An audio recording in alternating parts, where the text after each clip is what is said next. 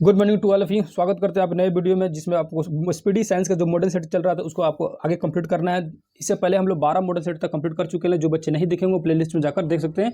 ज़्यादा इस सब बारे में बताते हुए, क्योंकि पहले भी बता चुके हैं। अब बिना देरी करते हुए शुरू करते हैं मॉडल सेट नंबर 13। ठीक है, पहला नंबर क्वेश्चन देख सकते हैं, लिखा हुआ ब्लैक होल सिद्धांत का प्रतिपादन किसने किया। तो ब्लैक होल के बारे में जो जानकारी दिया था, याद रखना, एस चंद्रशेखर जो भारतीय वैज्ञानिक थे, उन्होंने बताया था ये ब्लैक होल के बारे में। इनका एक थ्योरी है, उन्होंने 1.5 गुना बताया था।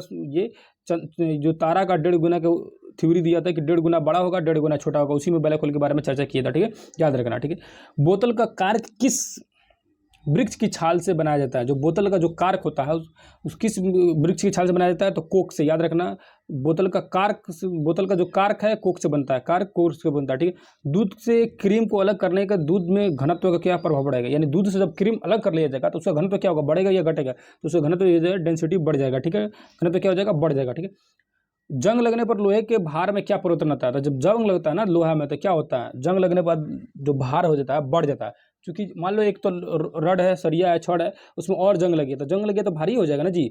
उसके बाद देखेंगे नेक्स्ट क्वेश्चन लिखा हुआ, चिकित्सा शास्त्र का जनक किसे कहा जाता है। तो हिप्पोक्रेटस को कहा जाता है चिकित्सा शास्त्र का जनक कहा जाता है। किसको कहा जाता है चिकित्सा शास्त्र का जनक, हिप्पोक्रेटस का। उसी तरह बायोलॉजी का आ जाएगा जनक तो अरस्तु।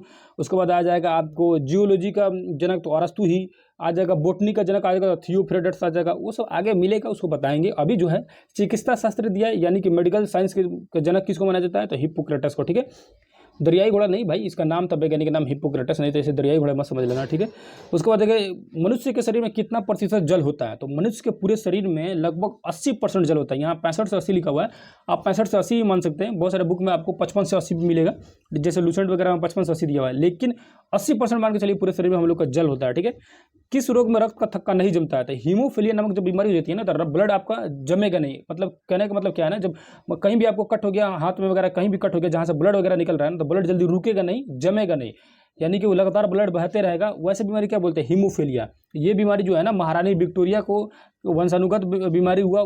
जितने भी वहाँ जो ब्रिटिश में जितने भी राजा है ना, उनको ये बीमारी होती है, पुरुषों को ये बीमारी होती है ज़्यादातर। कुपोषण में सबसे अधिक कमी किसकी होती है, तो यानी कुपोषित हो जाता है बच्चा ना, या उसको कुपोषण की बीमारी हो जा रही है, तो इसका मतलब है उसकी प्रोटीन की कमी उसके शरीर में हो गई है, यानी प्रोटीन की भरपूर मात्रा नहीं मिल रही, इसीलिए कुपोषण नामक बीमारी उसको हो जाती है। ठीक है, उसके बाद देखेंगे शरीर में यूरिया किस अंग में बनता है। तो यूरिया जो है यकृत में बनता है। यूरिया कहाँ बनता है, यकृत में बनता है। वही यूरिया देखो, एक्चुअली हमारे शरीर में जो मूत्र में है ना, वो क्या होता है ना, अमोनिया बनता है। अमोनिया बहुत ज़्यादा हानिकारक होता है, तो हमारी यकृत जो है ना, अमोनिया को यूरिया में कन्वर्ट कर देता है, चूँकि अमोनिया बहुत ज़्यादा हानिकारक होता है। ठीक है, उसके बाद आएंगे तो मनुष्य में बुढ़ापा किस ग्रंथि के लुप्त हो जाने के कारण होता है। जो थाइमस ग्रंथि जो होता है ना, थाइमस याद रखना, थाइमस याद रखना, थैनोस, वही जो एंड गेम वाला थैनोस, इंद्रगंड वाला थैनोस जो है, अगर वो आ गया तो सभी लोग बूढ़ा हो गए। यानी कि थैमस के कारण क्या होता है कि इंसान में बुढ़ापा आ जाता है। उसके बाद देखेंगे रक्तचाप किसके द्वारा नियंत्रित होता है। तो एंड्रिनल जो ग्रंथि है ना, एंड्रिनल ग्रंथि है, तो एंड्रिनल ग्रंथि से क्या होता है कि ब्लड प्रेशर नियंत्रित होता है। कैसे, तो एंड्रिनल जो ग्रंथि है ना, उसमें से एक एंड्रिलिन हार्मोन निकलता है। वो हार्मोन उस हार्मोन कहा जाता है लड़ो उड़ो हार्मोन। यानी कि आपको बहुत ज़्यादा डर गए हैं, अचानक से कोई भी प्रतिक्रिया होती है ना, जैसे डर गए, उत्तेजित हो रहे हैं, या आप दौड़ रहे हैं, या घबरा गए हैं, तो देखते हैं कि हार्ट बीट वगैरह बढ़ जाता है। उसी को रक्तचाप क्या बोलता है, ब्लड प्रेशर हाई हो जाना, कम हो जाना। वही चीज़ को वो चीज़ कौन करता है, तो हमारे शरीर में जो एंड्रेनल हार्मोन निकलता है, उसी कारण ये सब चीज़ होता है। वो कहाँ से निकलता है, तो एंड्रेनिल ग्रंथि से निकलता है। ठीक है, उसके बाद दूध को किस ताप पर पाश्चुरित किया जाता है। तो दूध देखो, दूध को 2 डिग्री पर, 2 को टेम्परेचर होगा, उस पर पाश्चुरित किया जाता है। यहाँ 1 डिग्री लिखा हुआ है, 62 डिग्री पर ये किया जाता है ना। तो जो 62 डिग्री पर किया जाता है वो 30 मिनट किया जाता है गर्म। ठीक है, 30 मिनट गर्म किया जाता है। और जो एक आता है 72 डिग्री सेल्सियस पर, उसमें 15 सेकंड गर्म किया जाता है। ठीक है, वो 2 टेम्परेचर पर गर्म किया जाता है।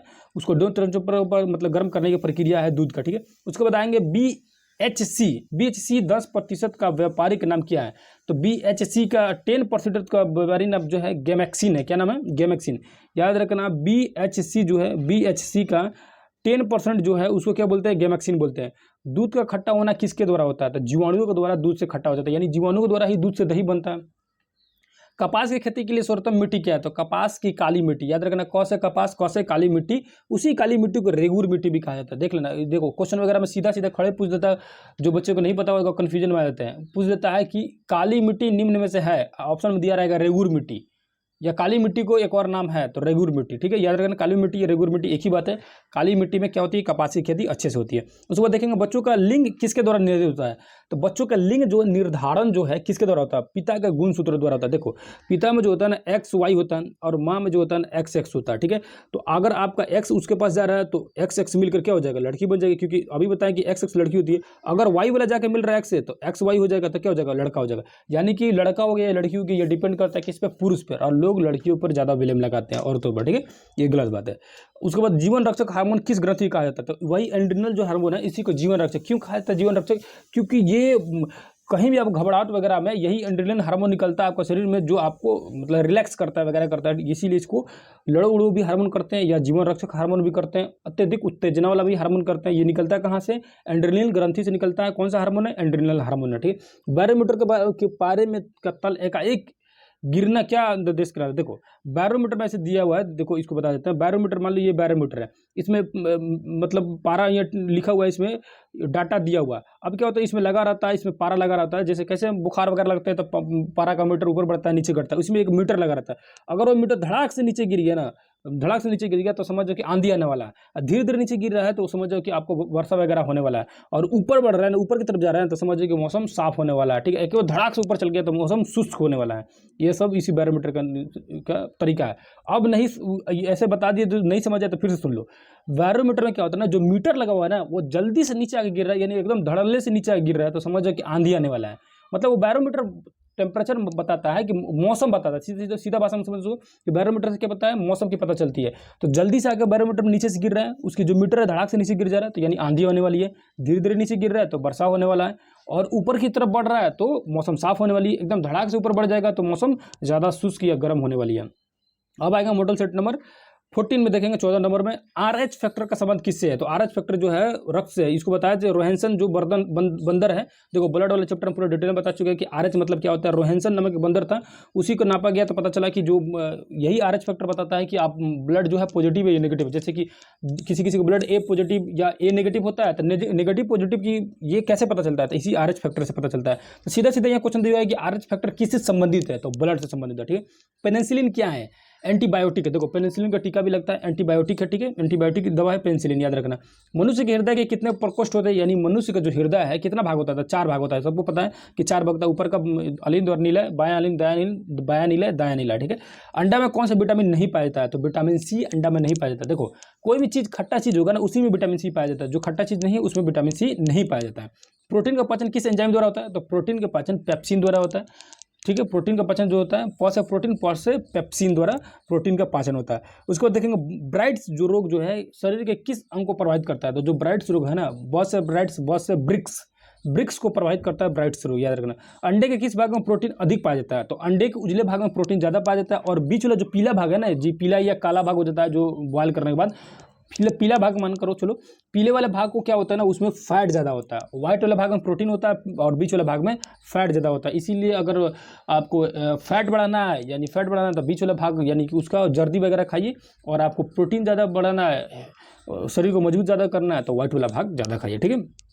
उसके बाद देखेंगे तो लोहे में किस रूप में कार्बन की मात्रा न्यूनतम होती है, यानी कि कौन सा ऐसा लोहा है जिसमें कार्बन बहुत ही कम होता है, तो पिटवा लोहा में जो होता है कार्बन बहुत ही कम होता है, ठीक है। जीव विज्ञान का जनक किसे कहते हैं, तो अभी बताए थे बायोलॉजी का जो जनक है अरस्तु कहा जाता है। या आपको जोलॉजी पूछ देगा तभी भी अरस्तु, बोटनी पूछेगा तो थियोफ्रिटस, याद रखना। और मेडिकल साइंस अभी पढ़े लो तो हिप्पोक्रेटस, ठीक है। उसके बाद आएंगे तो रासायनिक दृष्टि से वाटर ग्लास क्या है, तो सोडियम सिलिकेट को क्या कहा जाता है, वाटर ग्लास कहा जाता है, याद रखना। सोडियम सिलिकेट को वाटर ग्लास कहा जाता है। दर्द दूर करने के लिए दवाई क्या कहलाती है, तो दर्द दूर करने वाली दवाई को जो कहते हैं उसको क्या कहते हैं, एनाल्जेसिक कहा जाता है। एनाल्जेसिक कहा जाता है दर्द को दूर करने वाली दवाई। वही मॉर्फिन वगैरह, मॉर्फिन के इंजेक्शन देता है लोग, जो देखते हैं आर्मी वगैरह में मॉर्फिन रखता है लोग, जो आपको दर्द हो रहा है तो इंजेक्शन लगाया जाता है तोड़ के, उसी को एनाल्जेसिक कहा जाता है, ठीक है। प्रोटीन किससे बने होते हैं, अमीनो अम्ल से प्रोटीन बने होते हैं। देखो हमारे शरीर में 20 अमीनो अम्ल है, अमीनो अम्ल याद रखना, एक अमीनो अम्ल मान के चलो 20 अमीनो अम्ल है। 20 अमीनो अम्ल से क्या होता है, एक प्रोटीन का निर्माण होता है। क्या होता है, 20 अमीनो अम्ल से प्रोटीन के नंबर आता है। 10 हमारा ऑलरेडी शरीर में रहते हैं, 10 हम खाने के बाद हमको मिलता है, अमीनो अम्ल मिलता है। वही अमीनो अम्ल जो जब 20 हो जाता है ना, तो एक प्रोटीन में कन्वर्ट होता है और एक प्रोटीन हमारे शरीर को एनर्जी देता है। ये प्रोटीन हमारे शरीर में बढ़ाता है। दूध में कौन सी शर्करा पाई जाती है? तो दूध में याद रखना लैक्टोज पाया जाता है। दूध में कौन सी शर्करा होती है? तो लैक्टोज, ठीक है, लैक्टोज पाया जाता है। एंटीबायोटिक नष्ट करते हैं बैक्टीरिया को। जो एंटीबायोटिक दवा वगैरह खा रहे हैं ना, तो बैक्टीरिया हमारे शरीर में से खत्म होती जाती है, ठीक है। एंटीबायोटिक दवा ज़्यादा खाना भी नहीं चाहिए, क्योंकि उससे लीवर वगैरह पर बहुत ज़्यादा इफेक्ट पड़ता है, ठीक है। उसके बाद देखेंगे लौह का अंश सबसे अधिक पाया जाता है हरी सब्जियों में, यानी कि आयरन किस में सबसे ज़्यादा पाया जाएगा? तो हरी सब्जियों में आयरन सबसे ज़्यादा पाया जाता है। पालक हो गया, इसमें आयरन पाया जाता है। देखो आयरन कैसे पता चलेगा? देखना, केला वगैरह का छील के तुम केला को काट कर रख दो, थोड़ा देर बाद काला हो जाता है। या सेब को भी काट कर रख दो, देखना थोड़ा देर बाद वो काला हो जाता है। क्यों? किसी भी जो पदार्थ वगैरह में जब आयरन रहता है ना, उसको छोड़ देगा, जब वो ऑक्सीजन से यानी हवा से संपर्क में जब आएगा ना, तो वो काले कलर का हो जाएगा, ठीक है। तो यानी कि हरी सब्जी वगैरह में आयरन, जैसे पालक वगैरह में हो गया, उसमें आयरन बहुत ज़्यादा होता है, ठीक है। उसके बाद देखेंगे रानीखेत बीमारी जो है किससे संबंधित है? तो मुर्गियों को जो बीमारी होती है रानीखेत बीमारी होती है, यानी मुर्गी जो है, मुर्गी रानी है, रानीखेत बीमारी किससे होता है? किसको होता है? तो किसको होता है? मुर्गियों को होता है। उसको बताएंगे तो अल्जाइमर रोग जो मानव शरीर का कौन सा अंग जो प्रभावित होता है? तो अल्जाइमर जो बीमारी है ना, उससे किससे प्रभावित होता है? तो मस्तिष्क उससे प्रभावित होता है। देखो याद रखता है, एक क्वेश्चन आता है मेनिंजाइटिस, ये भी मस्तिष्क से होता है, अल्जाइमर भी मस्तिष्क से होता है। एक क्वेश्चन पूछ देता है कि जो पेप्सी, ये आपको पूछ देगा प्यूटरेटिक ग्रंथि या पीयूष ग्रंथि किससे है? तो मस्तिष्क से संबंधित है। ये सब चीज़ों को आपको ध्यान में रखना होगा। अंडाणु का निषेचन प्राय किस में होता है? तो फॉलोपियन ट्यूब में। देखो अंडाणु का जो निषेचन होता है वो किस में होता है? फॉलोपियन ट्यूब में होता है, ठीक है। इस चीज़ों को पहले भी बता चुके हैं। फॉलोपियन ट्यूब में होता है, जहाँ जो होता है ना, इसको बोलते हैं फॉलोपियन ट्यूब, ठीक है, इसको बोलते हैं फॉलोपियन ट्यूब। यहीं पे अंडाणु का निषेचन होता है, ठीक है। उसके बाद आएंगे पौधे में जैव पदार्थों का वहन किसके माध्यम से होता है? तो देखो इसको पहले ही बता चुके हैं। पौधे में जो जल जाता है, किससे जाता है? जल जाता है, पौधे में जल जाता है जाइलम द्वारा, ठीक है। और पौधे में भोजन जाता है फ्लोएम द्वारा। किसके द्वारा? पौधे में भोजन देता है फ्लोएम द्वारा, जल देता है जाइलम द्वारा। याद रखना, जल जाइलम द्वारा, और फल जो है पौधे में जो जल जाता है किसके द्वारा? जाइलम द्वारा। और पौधे में फल जो जाता है फ्लोएम द्वारा। याद रखना, यानी कि उसको भोजन पदार्थ जाएगा फ्लोएम द्वारा, और जो जल जाएगा पौधे को, जल जो मिलेगा वो जाइलम द्वारा जाएगा, ठीक है। उसके बाद देखेंगे इत्र की तीखी गंध अथवा सुगंध की पहचान मस्तिष्क से किस भाग द्वारा होती है? तो सेरिब्रम जो है ना, देखो मस्तिष्क द्वारा भी पूरा पता बता चुके हैं। सेरिब्रम, सेरिबेलम, ठीक है, सेरिब्रल, ये सब चीज़ों को अच्छे से समझा चुके हैं। तो सेरिब्रम जो है, सेरिब्रम क्या करता है? वो सुगंध वगैरह का पता करता है, ठीक है। उसके बाद देखेंगे एंटीबायोटिक ना, एम्पिसिलिन जो प्राप्त होता है किस? बैक्टीरिया से एंटीबायोटिक एम्पिसिलिन जो प्राप्त होता है, ठीक है। यानी एंटीबायोटिक खाइएगा तो बैक्टीरिया वगैरह नष्ट हो जाएगा, ठीक है।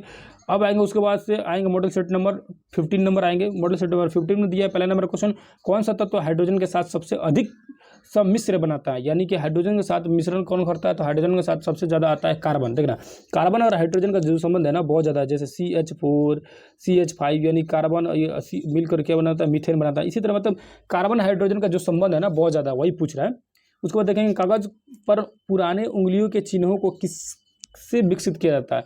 सिल्वर नाइट्रेट के घोल में जब डाला जाता है ना, तो कागज पर जो जितना भी चिन्ह वगैरह है वो निकल जाता है। डिहाइड्रेशन से प्राय किस पदार्थ की कमी हो जाती है? इसको पहले भी क्लास में बता चुके हैं। डिहाइड्रेशन से हमारे शरीर में क्या हो जाता है? सोडियम की कमी होती है, सोडियम की NaCl की, नमक की कमी होती है, ठीक है। इसीलिए देखता है जो जिसको डिहाइड्रेशन होता है उसको तुरंत पानी चढ़ाता है, उसमें पानी में क्या डलता है? सोडियम डलता है, NaCl की सलाइन लगा देता है, सलाइन की बोतल लगा देता है। शरीर में पानी की कमी से क्या होता है ना, सोडियम की कमी हो जाती है। और सोडियम क्या करता है? हमारे ब्रेन के जो न्यूरॉन जो है ना, वो न्यूरॉन को चलने के लिए, उसको काम करने के लिए ये क्या करता है? वो सहयोग करता है, वही सोडियम। और सोडियम में कमी हो जाएगी तो न्यूरॉन काम नहीं करेगा, न्यूरॉन जब काम नहीं करेगा तो आपका ब्रेन नहीं काम करेगा, और ब्रेन जब काम नहीं करेगा तो आप गिरकर बेहोश हो जाइएगा, ठीक है। उसके बाद देखेंगे आगे क्वेश्चन देखेंगे, तो पैक करने के लिए प्रयुक्त होने वाली सेलिफोन किसके बनी होती है? तो ग्लूकोज एंड एसीटेट की बनी होती है। जो पैक करने वाला जो होता है ना सेलिफोन, उसकी बनी रहती है, ठीक है। कैंसर की प्रसिद्ध दवा टैक्सोल जो है किस वृक्ष से प्राप्त होता है? याद रखना, कैंसर की जो दवा है टैक्सोल, वो यू पौधे से प्राप्त होती है। यू यानी यू पौधा प्राप्त हो जाता है कैंसर की दवा। यू नहीं प्राप्त होता भाई, बहुत मेहनत से प्राप्त होता है। तो बस याद रखना, यू प्राप्त होता है कैंसर की दवा। चीनी के शोधन के लिए कौन सा रंजक प्रयुक्त होता है? तो चीनी के शोधन के लिए बोन ब्लैक जो होता है उस रंजक का प्रयुक्त किया जाता है, ठीक है। कृत्रिम सिल्क कहलाता है, क्या कहलाता है? कृत्रिम सिल्क रेयॉन कहलाता है। कृत्रिम सिल्क क्या कहलाता है? रेयॉन कहलाता है। व्यक्ति का भार किस प्रकार के लिफ्ट में अधिक होता है? जब ऊपर की तरफ आप बढ़ेगा ना, देखो लिफ्ट जब ऊपर की तरफ जा रहा है तो आपका भार अधिक दिखाएगा, जब लिफ्ट नीचे की तरफ आ रहा है तो क्या हो जाएगा? भार आपका कम हो जाएगा। और लिफ्ट अचानक से गिरने लगा तो भार आपका शून्य हो जाएगा, ठीक है। हाइड्रोजन के समस्थानिकों की संख्या, तो हाइड्रोजन के समस्थानिक कितना है, 3 समस्थानिक H1 H2 H3 होता है, 3 समस्थानिक होता है, याद रखना हाइड्रोजन के। द्रव्यों के ऊष्मा का सर्वोत्तम संवाहक क्या होता है, पारा होता है। देखो द्रव्य मतलब कौन सा ऐसा लिक्विड है जिसमें ऊष्मा का सबसे अच्छा रूप से बताता है, तो पारा ही बताता है ना। पारा से क्यों पारा बताता है, क्योंकि पारा से ही हम लोग का टेम्परेचर वगैरह बुखार वगैरह का नापते हैं लोग। वही पूछ रहा है कि कौन सा ऐसा लिक्विड है जो टेम्परेचर बहुत अच्छे से बताता है, तो पारा बताता है, याद रखना। तारे के टिमटिमाने का आंशिक कारण क्या है, वातावरणीय अपवर्तन, याद रखना, वातावरणीय अपवर्तन या प्रकाश अपवर्तन, वही बात होता है। पूछे क्वेश्चन ये बीपीएससी में भी पूछ चुका है कि तारे के टिमटिमाने के क्या कारण है, तो अपवर्तन कारण है, याद रखना। अपवर्तन, परावर्तन, विवर्तन, ये बहुत ज़्यादा कन्फ्यूजन हो जाएगा। तो तारे का टिमटिमाने के कारण यह हो सकता है, होता है क्या, अपवर्तन, याद रखना, अपवर्तन तारे का टिमटिमाने के कारण, ठीक है। इसको एकदम बेहतर तरीके से याद रखना। उसके बाद देखें किसके साथ कास्टिक सोडा को उबालकर साबुन तैयार किया जाता है, तो वसा के साथ जो है कास्टिक सोडा को उबालकर तैयार किया जाता है, याद रखना।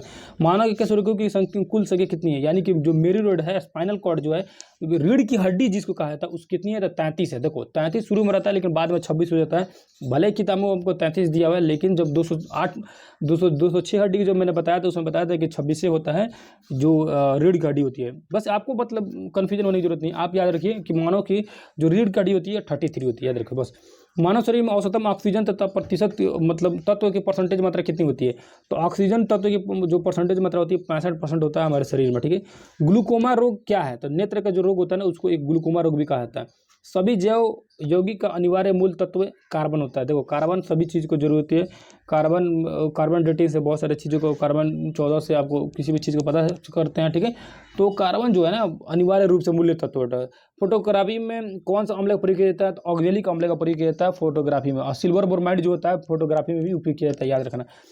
डायनासोर थे मेसोजोइक सरीसृप, देखो मेसोजोइक एज में ये डायनासोर वगैरह पाए जाते थे, उसीलिए उसको मेसोजोइक सरीसृप कहा जाता है। सरीसृप किसी कहा जाता है, जो आपको धरती पे भी रह सकता है, समुद्र के अंदर भी रह सकता है, उसी कहा जाता है सरीसृप, सांप की तरह, ठीक है, रेंगने वाले को मेसोजोइक सरीसृप कहा जाता है। किसको, डायनासोर को, ठीक है। तो आज हम लोग देख ले लो कहाँ तक, ये आपको देख ले लो मॉडल सेट नंबर ये 15 तक आज लोग कंप्लीट कर लिए लो। तो कैसा लगा वीडियो आप जरूर बताइएगा। और इसी तरह आपको ये जितने भी एसपीडी का जो मॉडल सेट वगैरह चल रहा है उसको कंप्लीट देखते रहिए और कंप्लीट करते रहिए, चूँकि इसमें क्या है ना कि हम लोग को पूरा मॉडल सेट को कंप्लीट करने की कोशिश किया गया कि कोशिश किया जा रहा है ताकि पूरा मॉडल सेट जितना भी है 200+ है उसको जल्दी से जल्दी कंप्लीट कर लिया जाए, क्योंकि आप किसी भी तरह का आपको एग्जाम दीजिएगा इससे बाहर क्वेश्चन नहीं रहता है, ठीक है।